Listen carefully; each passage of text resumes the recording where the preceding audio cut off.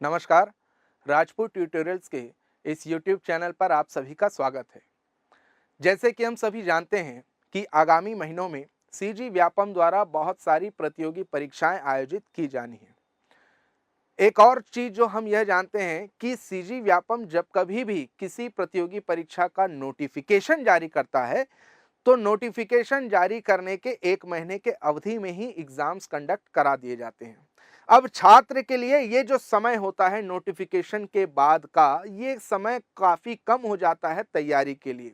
तो अगर आप सीजी व्यापम की तैयारी करना चाह रहे हैं तो उसके लिए एक अच्छा अवसर है, एक अच्छा शुरुआत हम करने जा रहे हैं। आगामी 5 मई से एक नया बैच हम बनाने जा रहे हैं सीजी व्यापम का।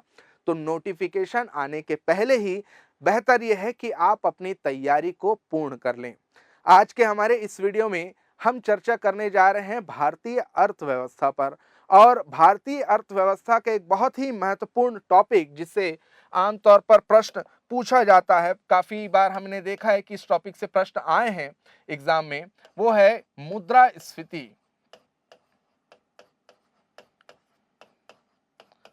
मुद्रास्फीति या इन्फ्लेशन।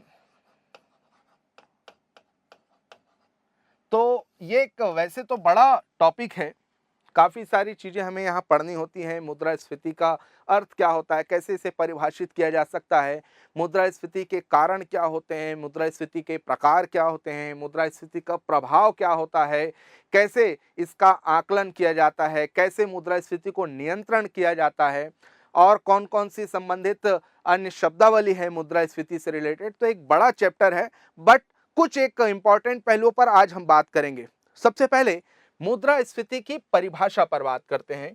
मुद्रास्फीति को कैसे हम परिभाषित कर सकते हैं, देखिएगा, मुद्रास्फीति को परिभाषित हम कुछ इस तरह से कर सकते हैं कि जब मांग एवं पूर्ति, जब मांग एवं पूर्ति में असंतुलन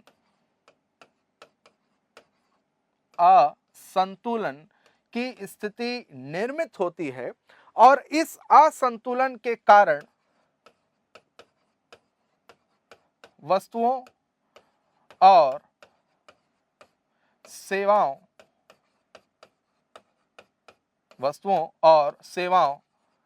की कीमतों में वृद्धि होती है। तो कीमतों में हुई इसी प्रतिशत वृद्धि को हम क्या कहते हैं, हम कहते हैं मुद्रास्फीति। ठीक है, कैसे समझेंगे इसे? जब मांग एवं पूर्ति में असंतुलन की स्थिति निर्मित होती है, जिसके कारण वस्तुओं और सेवाओं की कीमतों में क्या होती है, वृद्धि होती है। तो कीमतों में होने वाली प्रतिशत वृद्धि को हम क्या कहते हैं, मुद्रास्फीति कहते हैं। ध्यान रखिएगा, मुद्रास्फीति को कीमत में होने वाली प्रतिशत वृद्धि के रूप में दर्शाया जाता है।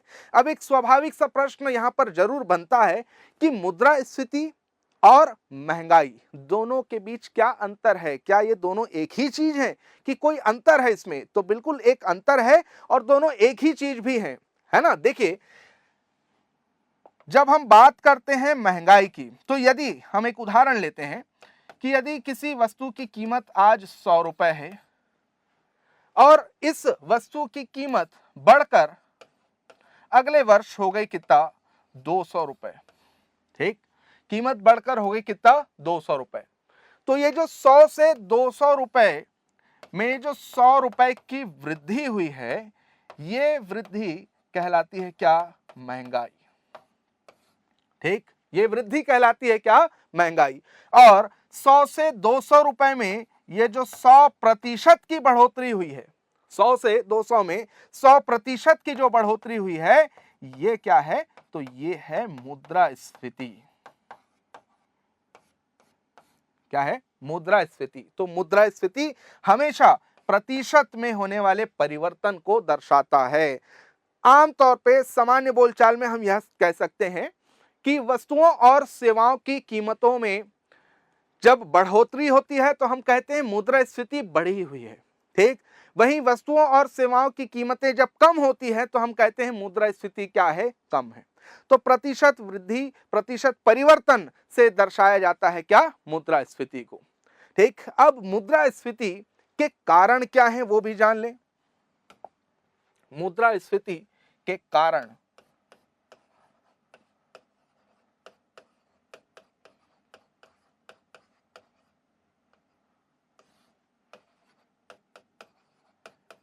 तो मुद्रास्फीति के मुख्यतः 3 कारण हैं, और ये 3 कारण कौन कौन से हैं देखिए।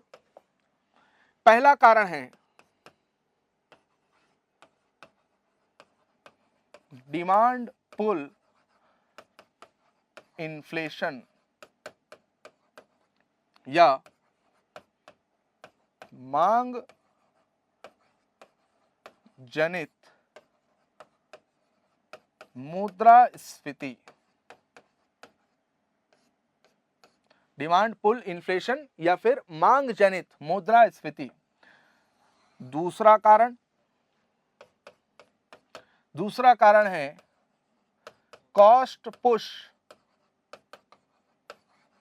इन्फ्लेशन। कॉस्ट पुश इन्फ्लेशन या लागत जनित मुद्रास्फीति। लागत जनित मुद्रास्फीति।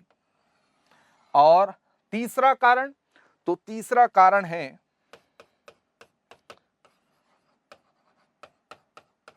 सप्लाई बैरियर्स या पूर्ति बाधाएं। ठीक, ये 3 कारण हैं। चलिए समझते हैं अब इसे। पहला कारण है मांग जनित मुद्रास्फीति, डिमांड पुल इन्फ्लेशन। नाम से ही समझ में आ रहा है कि इस मुद्रास्फीति का जो कारक है वह क्या है, वह कारक है मांग का बढ़ना। कारक क्या है, तो कारक है मांग का बढ़ना। मांग के बढ़ने से निर्मित होने वाली मुद्रास्फीति मांग जनित मुद्रास्फीति है। ठीक, अब कौन कौन से कारक हैं, फैक्टर्स हैं जिससे अर्थव्यवस्था में मांग की बढ़ोतरी होती है, आइए समझते हैं। तो ऐसे तो बहुत सारे कारक हैं, इनमें से प्रमुख है पॉपुलेशन, जनसंख्या। ठीक, दूसरा कारक है इनकम, आय। तीसरा फॉरेन इन्वेस्टमेंट, विदेशी निवेश। चौथा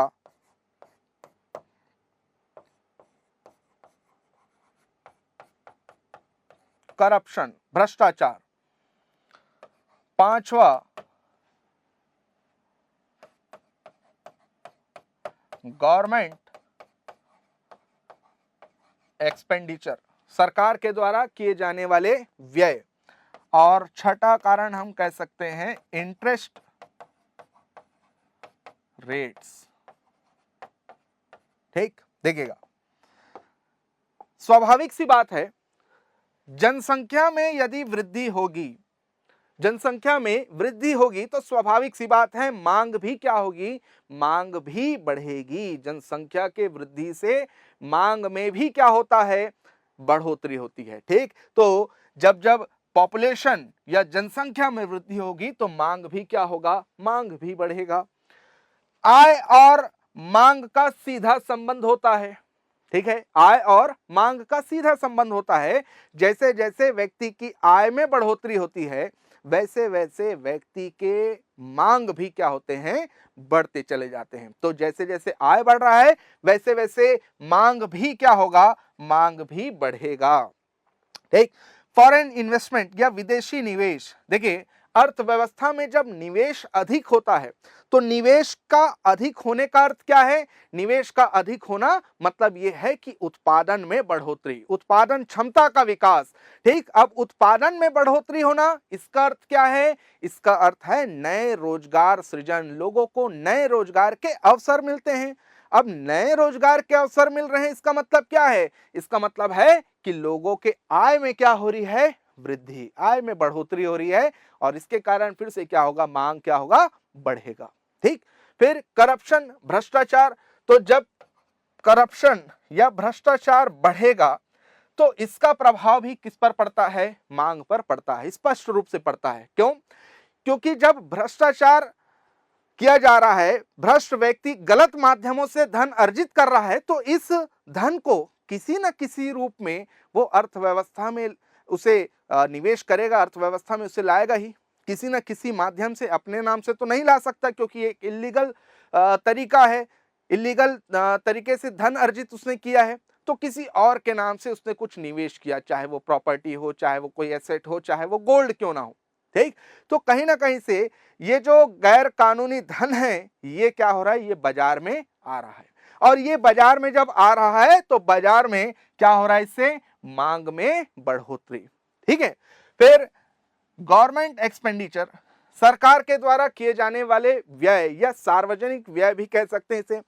तो सरकार अलग अलग नीति, अलग अलग कार्यक्रमों के माध्यम से बहुत सारे लोक कल्याणकारी व्यय करती है। ठीक, अब जब इन लोक कल्याणकारी व्यय में वृद्धि होती है तो इसका प्रभाव भी लोगों के जीवन पर पड़ता है। जैसे मान लेते हैं कि सरकार ने यह तय किया कि बढ़ती महंगाई को देखते हुए अब मुद्रास्फीति को, जब मुद्रास्फीति की दर इस तरह से बढ़ रही है, लोगों का जो जीवन यापन करने का जो शैली है उस पर प्रभाव पड़ रहा है, लोगों के जीवन पर, गरीब व्यक्ति के जीवन पर प्रभाव पड़ रहा है, तो निर्धारण यह किया गया कि अब जो है मनरेगा की मजदूरी को बढ़ाया जाए।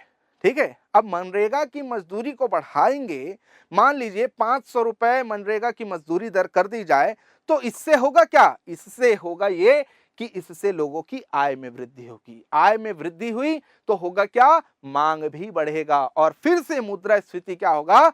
बढ़ेगा। ठीक है, तो जब कभी भी सरकार अपने व्यय को बढ़ाती है तो इसका प्रभाव सीधा मांग पर पड़ता है। व्यय बढ़ा मतलब यह हुआ कि लोगों की आय में वृद्धि हुई और इससे क्या हुआ? मांग भी बढ़ा। ठीक है, तो मनरेगा की मजदूरी दर को बढ़ाकर, है ना, लोगों को राहत नहीं दिया जा सकता, क्योंकि आप यदि मजदूरी दर बढ़ा रहे हैं, उनकी आय को बढ़ा रहे हैं, तो मांग भी क्या होगा? बढ़ते चला जाएगा और मुद्रास्फीति भी क्या होगी? बढ़ेगी। ठीक, अब इंटरेस्ट रेट्स की बात करें, ब्याज दर, तो ब्याज दर ध्यान रखेंगे, जब कभी भी ब्याज दर कम होंगे, ब्याज दर में गिरावट होगी, तब अर्थव्यवस्था में मांग क्या होगी? बढ़ेगी। स्वाभाविक सी बात है, कोई भी बढ़े हुए ब्याज दर पर कर्ज लेना नहीं चाहेगा। जब ब्याज दर क्या है? कम है, तभी हम क्या करेंगे? अधिक से अधिक कर्ज लेंगे और ये पैसा बाजार में आएगा। जब बाजार में यह पैसा आया तो फिर मांग क्या होगी? बढ़ेगी। ठीक, तो इंटरेस्ट रेट्स या ब्याज दर में कमी होने से मांग क्या होती है? बढ़ती है। ध्यान रखेंगे इस चीज को। ठीक, अब दूसरा जो कारण है वो है क्या? लागत जनित मुद्रास्फीति। तो लागत जनित मुद्रास्फीति, इसका जो कारक है, ठीक, कारक क्या है? इसका कारक है उत्पादन लागत का बढ़ना।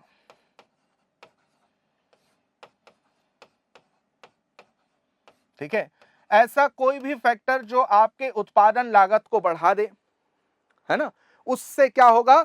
उससे लागत जनित मुद्रास्फीति निर्मित होगी। लागत जनित, जैसे मान लेते हैं सरकार का जो टैक्स सिस्टम है, टैक्स, ठीक है, तो सरकार ने अपने टैक्स में वृद्धि कर दी, तो स्वाभाविक सी बात है, जब सरकार अधिक टैक्स ले रही है उत्पादक से, तो उत्पादक की जो उत्पादन लागत है ना, वह भी क्या होगी? वह भी बढ़ जाएगी। उत्पादन लागत में बढ़ोतरी मतलब वस्तुओं की कीमत में क्या हो गई? बढ़ोतरी हो गई। ठीक, वहीं अगर हम बात करें ब्याज दर की, तो यदि ब्याज दर क्या होते हैं? यदि ब्याज दर अधिक होते हैं, बढ़े हुए, तो इसका प्रभाव भी उत्पादन लागत पर पड़ता है। एक निवेशक, ठीक, किसी बैंक से या वित्तीय संस्थान से कर्ज लेकर उत्पादन कर रहा है, उत्पादन की प्रक्रिया में शामिल है। अब जब यह कर्ज उसके लिए महंगा हो जाए, महंगा का मतलब क्या है? ब्याज दर का बढ़ना, तो जब यह कर्ज ही महंगा हो गया है उसके लिए, तो स्वाभाविक सी बात है उत्पादन लागत क्या होगा? उत्पादन लागत भी बढ़ेगा। ठीक, वहीं एक फैक्टर सब्सिडी का भी होता है, सब्सिडी, और एक फैक्टर होता है अनुदान का, ग्रांट्स। या अनुदान, तो ध्यान रखेंगे जब सब्सिडी घटा दी जाए, ग्रांट्स घटा दिए जाए, तो इससे भी उत्पादन लागत प्रभावित होता है ना। अनेक प्रकार की योजनाओं से सरकार सब्सिडी प्रदान करती है, अनुदान प्रदान करती है, ठीक, निर्माताओं को। अब यदि ये सब्सिडी उनसे छीन ली जाए, ये अनुदान उनसे छीन लिया जाए, तो स्वाभाविक सी बात है क्या होगा, इससे उत्पादन लागत में वृद्धि होगी। अब उत्पादन लागत में वृद्धि का होना मतलब क्या है, वस्तुओं की कीमत में बढ़ोतरी। तो ये जो कारण है मुद्रास्फीति का, ये क्या कहलाएगा, ये कहलाएगा लागत जनित मुद्रास्फीति, ठीक। अब जो तीसरा कारण है वो क्या है, पूर्ति बाधाएं, ठीक। पूर्ति बाधाएं, नाम से देखिए स्पष्ट हो रहा है कि ऐसे कारक जो पूर्ति को बाधित करें, पूर्ति को बाधित करें और वस्तुओं की मांग जो है अर्थव्यवस्था में वो बढ़ जाए, मांग के बढ़ने से कीमत भी क्या हो जाए, बढ़ जाएगी, ठीक है। जैसे पूर्ति बाधाएं को हम दो भाग में बांट सकते हैं, एक है आपका प्राकृतिक कारक या नेचुरल फैक्टर, ठीक, और दूसरा है आर्टिफिशियल मैनमेड, मानव जनित कह लीजिए, ठीक। तो प्राकृतिक कारक क्या हो सकते हैं, प्राकृतिक कारक में हम कह सकते हैं बाढ़, भूकंप, ठीक है, सुनामी, किसी भी प्रकार की प्राकृतिक आपदा के कारण उत्पादन, है ना, या वितरण का प्रभावित होना, ये कहलाता है क्या, पूर्ति बाधाएं, ठीक। पूर्ति बाधित हो जाती है, सूखा पड़ गया मान लीजिए किसी वर्ष, तो स्वाभाविक सी बात है क्या होगा, उत्पादन प्रभावित होगा, ठीक है। जो अभी नींबू की जो कीमतें बढ़ी हैं उसका एक बड़ा रीजन क्या है, नींबू का उत्पादन ही कम हुआ है, ठीक। तो उत्पादन कम हुआ, इसके कारण पूर्ति बाधित हो गई, मांग बढ़ गया, इसलिए आज इतने महंगे नींबू बिक रहे हैं, ठीक है। तो ये सभी क्या है, ये सभी प्राकृतिक कारक हैं, ठीक, जो पूर्ति को क्या करते हैं, बाधित करते हैं, ठीक। अब आर्टिफिशियल या मानव जनित, तो मानव जनित एक कारक जो अभी हम सब स्पष्ट रूप से इसका प्रभाव झेल रहे हैं, वो क्या है, वॉर, ठीक, युद्ध, है ना। युद्ध के कारण क्या होता है, युद्ध के कारण महंगाई बढ़ती है, मुद्रास्फीति बढ़ती है, इसका प्रभाव स्पष्ट रूप से देख रहे हैं हम अपने अर्थव्यवस्था में भी, है ना। इसके अलावा जमाखोरी,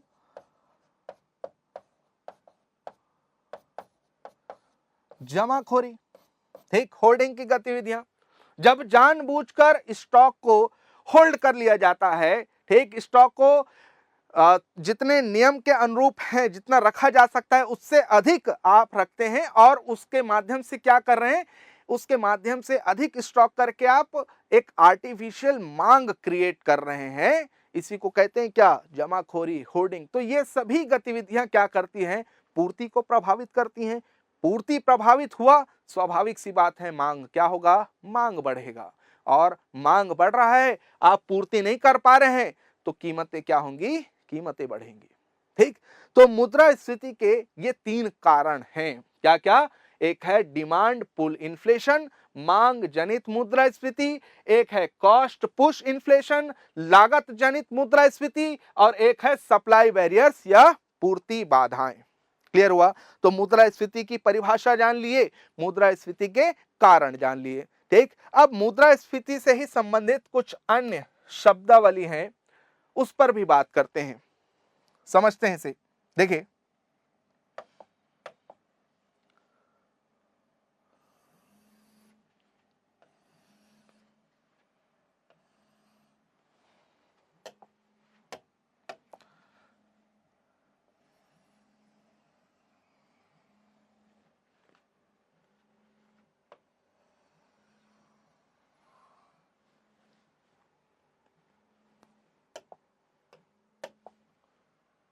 चलिए,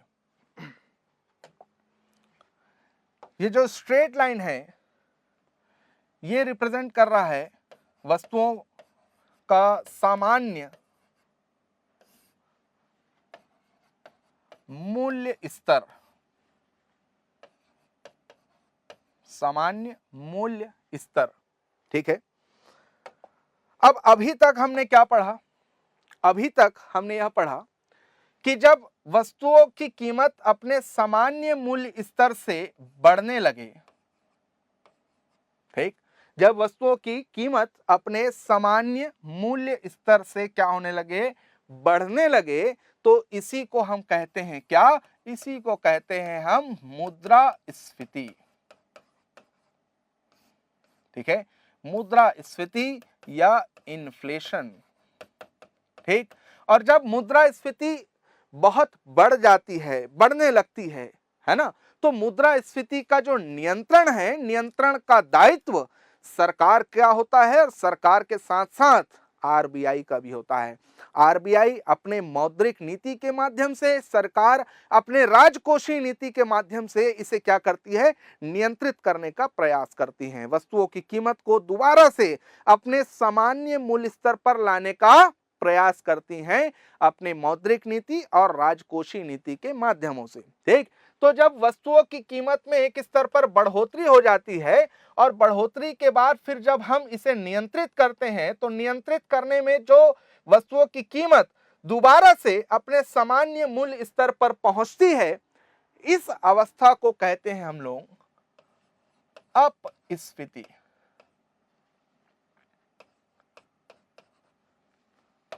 अपस्फीति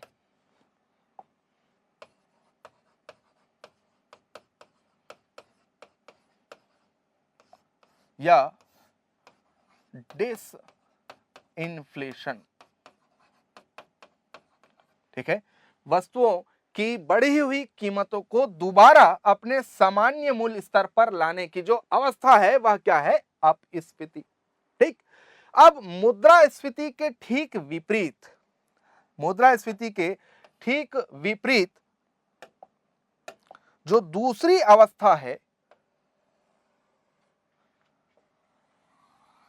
दूसरी अवस्था जहां पर वस्तुओं की जो कीमत है ये अपने सामान्य मूल्य स्तर से क्या होते जा रही हैं? ये कम होते जा रही हैं।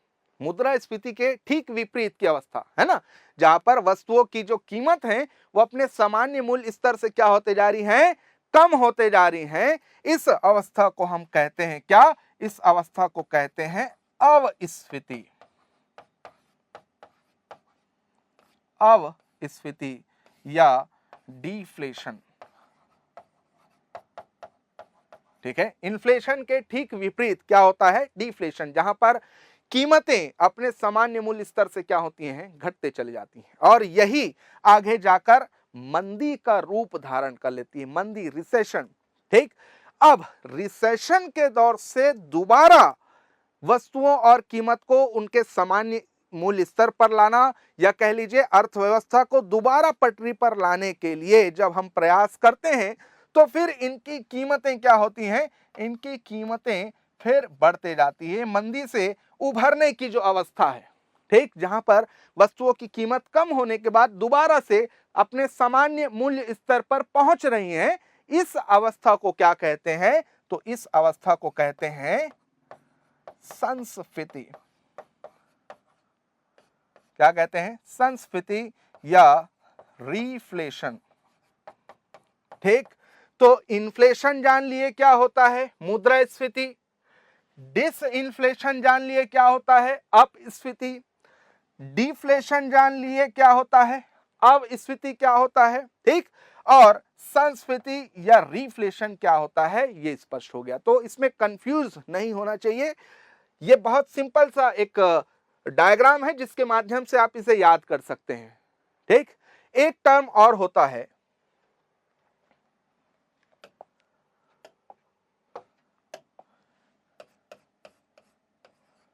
स्टैगफ्लेशन। स्टैगफ्लेशन 70 के दशक में यूएस में इस तरह की स्थिति निर्मित हुई थी, और यूएस से ही ये टर्म आया है, स्टैगफ्लेशन। स्टैगफ्लेशन क्या होता है? तो स्टैगफ्लेशन अर्थव्यवस्था की वो अवस्था है जिसमें अर्थव्यवस्था मुद्रास्फीति और मंदी का जो प्रभाव है क्या, बेरोजगारी। तो जब अर्थव्यवस्था इस दोहरी मार को झेल रही है, क्या, मुद्रास्फीति और मंदी या मुद्रास्फीति और बेरोजगारी, इस अवस्था को कहते हैं क्या, स्टैगफ्लेशन। और ये एक बहुत ही चिंताजनक विषय है अगर इस तरह की हमारी अर्थव्यवस्था इस अवस्था से गुजर रही है। और भारतीय अर्थव्यवस्था में यही दिक्कत है, क्या, मुद्रास्फीति भी बढ़ी हुई है और बेरोजगारी की दर भी क्या है, बढ़ी हुई है। ये एक चिंताजनक विषय इसलिए है क्योंकि इसका नियंत्रण एक कठिन, एक समझ लीजिए चैलेंजिंग टास्क है। कैसे? मुद्रास्फीति को नियंत्रित करने के लिए हम संकुचक नीति का प्रयोग करते हैं। ठीक है, मुद्रास्फीति को नियंत्रित करना है मतलब बाजार में क्या है, बाजार में मांग अधिक है। मांग अधिक है मतलब तरलता बढ़ी हुई है, तो इस तरलता को सोखना है, कम करना है। कैसे करेंगे? तो हम संकुचक नीति अपनाएंगे। ठीक, लेकिन दूसरी ओर बेरोजगारी दर भी क्या है, बढ़ी हुई है। तो रोजगार सृजन करना है ना, रोजगार सृजन। तो रोजगार सृजन के लिए आवश्यकता क्या है? रोजगार सृजन के लिए आवश्यकता है पर्याप्त तरलता की, पर्याप्त वित्तीय सहायता की, और उसके लिए आपको विस्तारक नीति अपनाना होगा। तो एक तरफ संकुचक नीति, एक तरफ विस्तारक नीति। तो ये बिल्कुल दो नाव में पैर रखने के भांति है और यहाँ पर एक संतुलन स्थापित करते हुए ही चला जा सकता है। तो इसलिए स्टैगफ्लेशन को कंट्रोल करना क्या है, एक चैलेंजिंग टास्क है, कठिन टास्क है। आजकल एक और टर्म है जो चर्चा का विषय बना हुआ है इन्फ्लेशन से ही संबंधित, वो है श्रिंकफ्लेशन। श्रिंकफ्लेशन, ये श्रिंकफ्लेशन क्या है? देखिए, आमतौर पे जब लागत बढ़ती है तो वस्तुओं की कीमतें भी क्या होती हैं, बढ़ जाती हैं। और जब कीमतें बढ़ती हैं तो स्वाभाविक सी बात है उसका मांग क्या होता है, प्रभावित होगा, है ना।